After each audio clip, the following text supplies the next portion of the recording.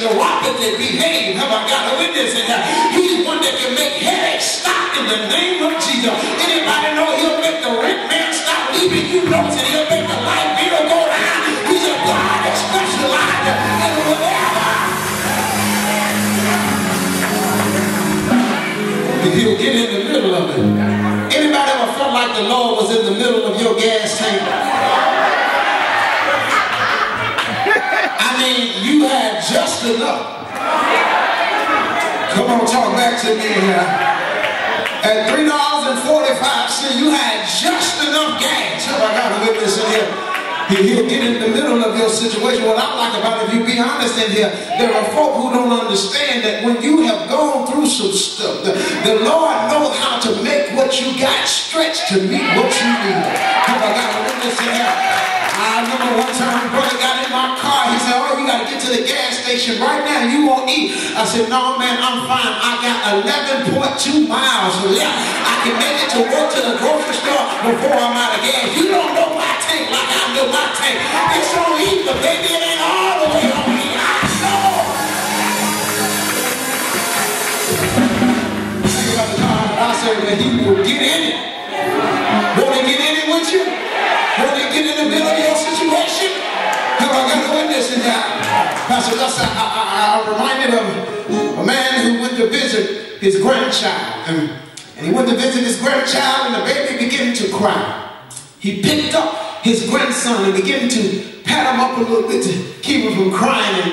And his daughter walked in from out of the kitchen. She said, now, Daddy, she said, I don't mean no disrespect, but that's not how we're raising our child. I don't want him spoiled. I want you to put him back in his playpen and let him cry. Have I got a witness in here? Granddaddy said, now, baby, I can't sit there and let my grandson cry. I love him. I just want to love on him a little bit. Have I got a witness in here? But he didn't want to come all the way down out of town to have issue with his daughter over how she was going to raise her child. He said to himself, now, I've had my chance. This is your baby boy, so I got to do what you say. You the parents. So he took the baby boy and he put him back in the pen. Have I got a witness in here? And he went and sat down, and the daughter went on back to the kitchen, and he started crying again. And Granddaddy sit there and he just worried, listening to his grandson cry. It bothered him so much, and she had already told him don't pick him up no more, but to leave him in the pen. Granddaddy thought about it for a little while. He said, I can't go and pick him up. But Granddaddy did something interesting. He went over to the pen and got in the pen with him. He said, I can't pick you up, but I can get in here with you. Have I got a witness in here? And that's the kind of God we serve. Sometimes he'll get right in the middle of your situation, right there with you. Anybody know he'll get in the middle of your situation? And I'm glad about it tonight that I serve a God who's able to do anything but fail. The Bible says that, my brothers and sisters, that it's not because of your parents, but this is so that I can do what I need to do. Now watch this, and I'm through. He says that Jesus says to them, he said, I must work the works of him that sent me while it is day. I got to do what I got to do while it is day. Now I need to speak to some procrastinating spirits in here tonight about daytime. The Bible says that night cometh, and when night cometh, no man shall work. That night is talking about when you're going to go to sleep. And I ain't talking about a sleep where your alarm clock will wake you up, but I'm talking about a permanent night where the sun won't come up until the sun get up. I got a witness in that. I'm talking about if you're going to work while it's day, it means that he's giving you opportunity right now before the sun set on your life. You got to get busy doing what God has called you to do. Some of us are procrastinating. I'm going to do it tomorrow. I'm going to work on it later on. But in the name of Jesus, I hear the Lord saying, baby, get up and do it now. Stop talking about I'm finna go back to school. I'm finna start my business. I'm finna get in the usher floor. I'm finna get in the choir. Stop finna to and do it in the name of Somebody say the night is coming. Night is coming, the night is coming, and for some of us it's closer than we think. And I hear the Lord saying, get busy. Stop talking about it and be about it. Have I got a witness in here? I don't know how many more days of frustration you want to live in, but I want to live in the life that God has called me into. And I want to do what God has assigned my hands to do. I want you to know, my brothers and sisters, that one of these old days you will go to sleep. Have I got a witness in here? But before you lay down and close your eyes, I dare you to get busy with your hands doing what God has assigned your hands to do. And when you get busy doing what God has assigned your hands to do, then you don't let nothing or nobody deter you. You just keep telling them, baby, I got to work because the night is on the way. I ain't got time for foolishness. Night is coming. I ain't got time to be mad and fussing and arguing with folks. Night is coming. I ain't got time to be holding grudges and mad and fussing and the night is.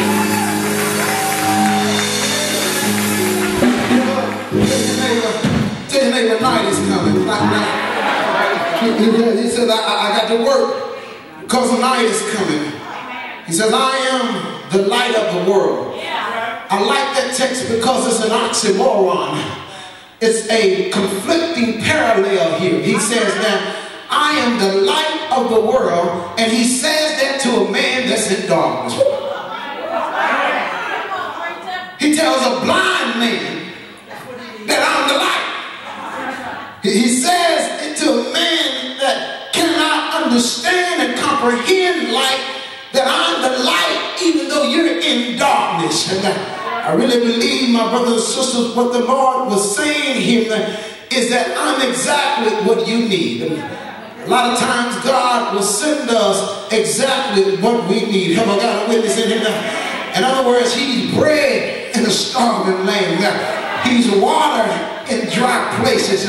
He's a deliverer to those in bondage. He's exactly what you need. And my brothers and sisters, the Bible says here tonight that he says to the man, I'm ready to go to work on you. But you got to understand that coming clean is a dirty process. Bible says that he takes dirt and mixes it with spit. I want to talk about dirt first, then I want to deal with spit. Dirt, my brothers and sisters, is an irritant. If it gets in your eyes, it irritates you. And I believe that sometimes God will allow things that irritate you to do that to help you. Sometimes the irritant will agitate. And it's through the agitation that your desire for being better is compounded. Have I got a witness in here? In other words, my brothers and sisters, some of us would be comfortable in a blind state until the Lord allows something to irritate and agitate our eye. Now all of a sudden you say, God, I got to be better because I can't stay like this. Have I got a witness in that? And it wasn't until I got agitated with the irritant. Have I got a witness in that? It wasn't until I got sick and tired of being sick and tired. It wasn't until I went through some stuff. It wasn't until I went down on my knees and said, Father, I stretched my hand to thee. No, what the hell? Dirt is an irritant that agitates. Oh, brothers and sisters, why would the Lord then spit? I kept wondering, God, what are you trying to say to us by spitting in the dirt? Lord, what are you trying to share with us by putting your spit on us? I believe the Lord is literally saying that when I spit on him, there is something in the spit called DNA. Literally what Jesus was saying was, I was putting a part of me on you. Have I got a witness in here?